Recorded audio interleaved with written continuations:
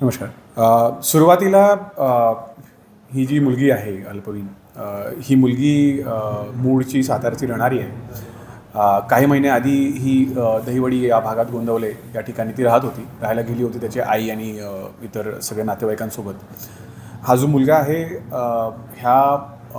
मुलगा आणि ही जी मुलगी यांची ओळख जुनी आहे. त्या जुनी ओळखनंतर याच्यामध्ये मागच्या वर्षी सातारा शहर पोलीस स्टेशनमध्ये एक किडनॅपिंगचा केस देखील दाखल आहे या पोरावर. नंतर त्याच्यामध्ये कलमवाढ करून त्या आरोपीला शोधून आपण आणलेलं होतं. त्याच्यामध्ये आरोपीला अटक करण्यात आली होती. तो 3 महिना जेलमध्ये देखील होता. परंतु यांचा संपर्क त्याचा नंतरही तुटला नव्हता. संपर्क होता. नंतरच्या काळात यांच्यामध्ये काही डिस्प्यूट्स झाले, काही वाद झाले, असं ते एकंदरीत जे आतापर्यंत आम्ही तपास केला त्याच्यामध्ये दिसतं आहे.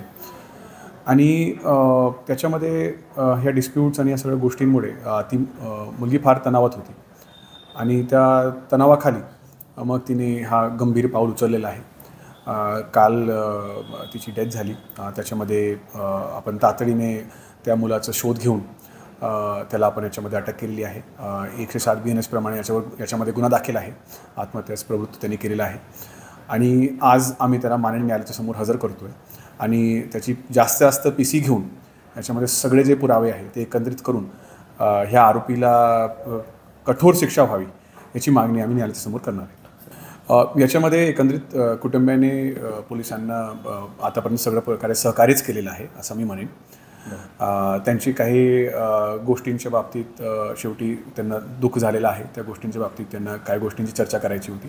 ती चर्चा त्यांच्यासोबत झालेली आहे. त्यांना तपासचे सगळे जे बारकाई आहे ते समजून सांगण्यात आलेले आहे आणि त्यांनी समाधान व्यक्त केलेलं आहे.